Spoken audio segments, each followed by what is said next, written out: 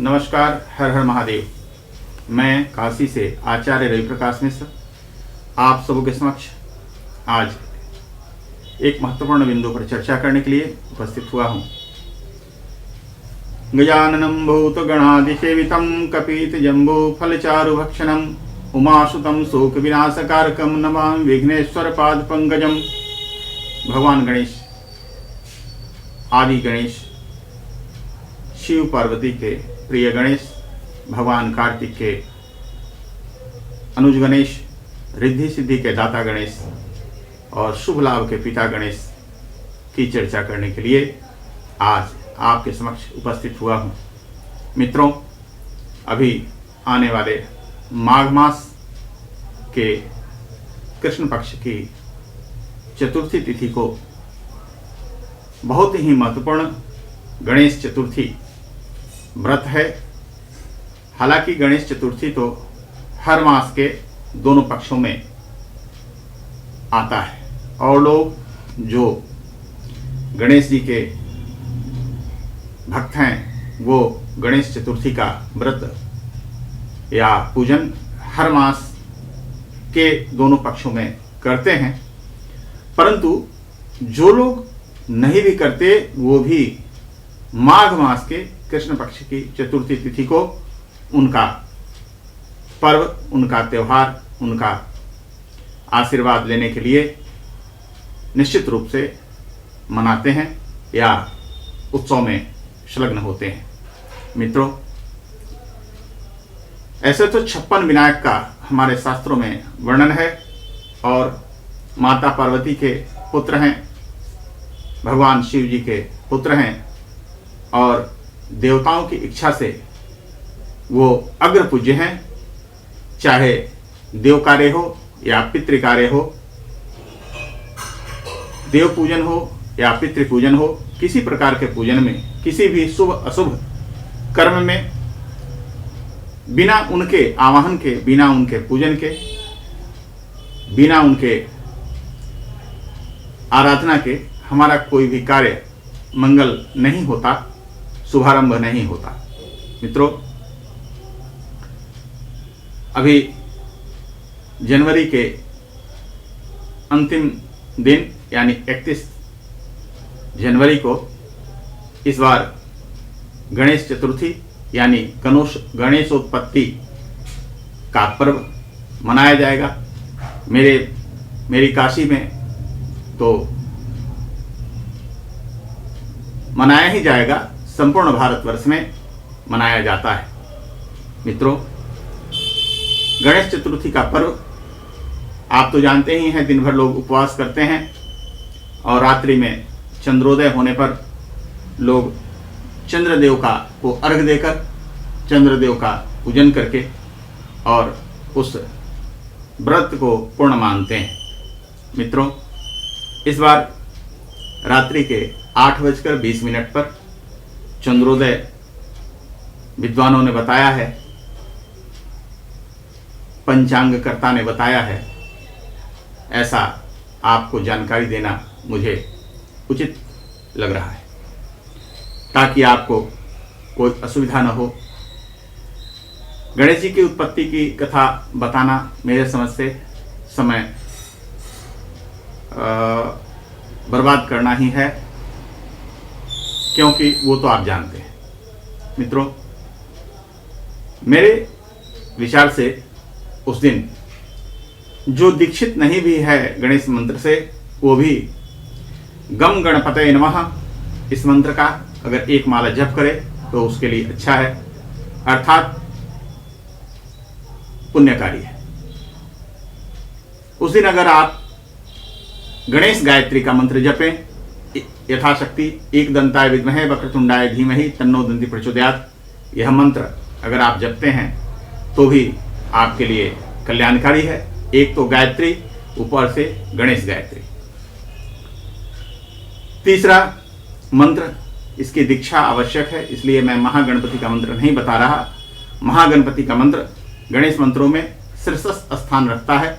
आप उसका मंत्र भी अगर दीक्षित हैं उस मंत्र से, महागणपति के मंत्र से, तो आप उसका भी यथाशक्ति यथा समय आप जप कर सकते हैं जो भगवान को प्रिय है। फिर आप गणेश सहस्त्र नाम का पाठ कर सकते हैं। गणेश जी का जो अष्टोत्तर शतनाम है वो पढ़ सकते हैं जो गणेश जी को प्रिय है। उसके अलावा आप गणेश अथर्वशीर्ष का भी पाठ कर सकते हैं। गणेश अथर्वशीर्ष का पाठ सुलभ है और सबके लिए है, अगर आप शुद्ध उच्चारण के साथ पढ़ने में सक्षम हैं। तो मैं आपको गणेश अथर्वशीर्ष का पाठ पढ़कर सुना देता हूं। अगर आपके पास उपलब्ध हो तो ठीक है, नहीं तो बाजार में बहुत ही कम मूल्य पर 10, 15, 20 रुपए में मिल जाता है। आप चाहें तो उसको खरीद कर गणेश अथर्वशीर्ष का पाठ यथाशक्ति यथा समय के अनुसार पढ़ सकते हैं, जो गणेश जी को बहुत ही अधिक प्रिय है और प्रचलित भी हमारे समाज में है। वो इस प्रकार है। श्री गणपति अथर्वशीर्षम।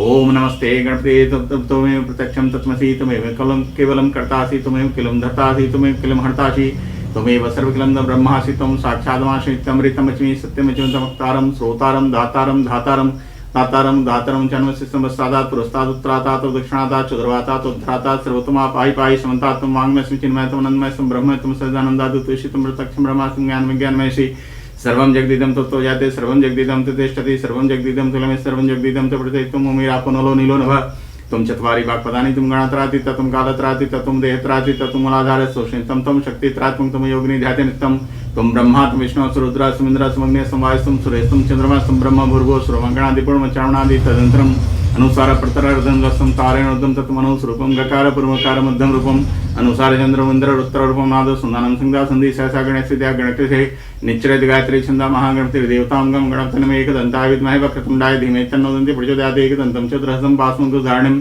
रक्तं जवर्धम हस्तविभ्राणां सुग्धजं रक्तं लंबोदरं सुरकर्णकनक्तवास संरक्त रक्तगन्धां रक्तपुष्पैस्फुटमक्तानुकम्बिनं जगत्कानुमुचितम् अभिर्भूतं च श्रेष्ठादर्भुतभूषात्पुरम् एवं ध्यातनतुं संयोगियोगिनाम्बरः नमो व्रातपते नमो गणपते नमो बृहस्पते नमः सत्सुलंबोदराय किंदा विघ्ननाशने सुस्ताय सर्ववर्धमूर्तये नमो नमः।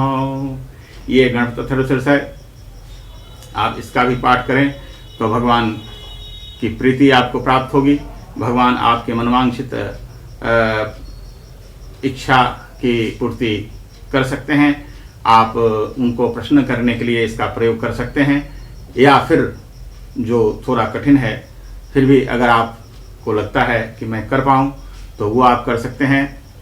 सहस्त्रार्चन, शुद्ध देसी घी का लड्डू बनाएं और उससे गणेश जी के 1 सहस्त्र नामों से उनके मंत्र द्वारा उनके नाम द्वारा उसका अर्चन करें। इससे भगवान गणेश अथर्वशीर्ष में इसका बड़ा ही सुंदर दृष्टांत दिया गया है। इसके बारे में उल्लेख किया गया है कि आप भगवान गणेश को, चूंकि गणेश को मोदक बहुत प्रिय है और इसकी कथा भी आप लोग जानते ही होंगे। मोदक अर्थात लड्डू मोदक को तो नहीं कहते, लेकिन उससे मिलता जुलता है, इसलिए लड्डू कहेंगे तो चलेगा। और गणेश जी को लड्डू बहुत प्रिय है। आप उसके से अर्चन कर सकते हैं। कोई जरूर नहीं है कि आप सहस्त्रनाम से ही अर्चन करें, जो भी आपके पास सुलभ हो, जो भी जितना सामर्थ्य हो, जितनी श्रद्धा हो, शक्ति हो, उसके अनुसार आपका लड्डू से अर्चन कर सकते हैं। अगर वो भी संभव नहीं है तो आप गणेश जी का हवन कर सकते हैं अष्टद्रव्य से। अष्टद्रव्य से हवन करने से उनकी अत्यधिक प्रीति प्राप्त होगी, जो सर्वोत्कृष्ट साधना बताई जाती है। इसलिए आप गणेश जी का अथर्वशीर्ष का हवन करें और गणेश जी को प्रसन्न करने का उस दिन प्रयास करें, यानी गणेश चतुर्थी, यानी गणेश उत्पत्ति के दिन।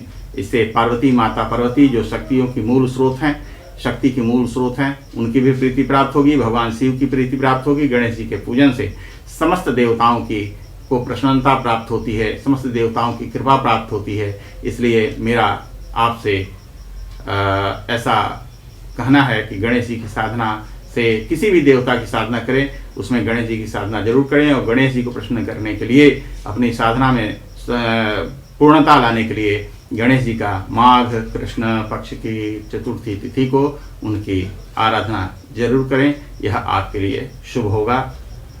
अगर आपको मेरा वीडियो पसंद आए तो लाइक करें, शेयर करें, सब्सक्राइब करें और मेरे उसमें घंटी की जो घंटी का जो चिन्ह बना हुआ है उस पर उसको दबाएं ताकि आपको मेरा वीडियो सबसे पहले आपको पहुंचे, आपको मिले।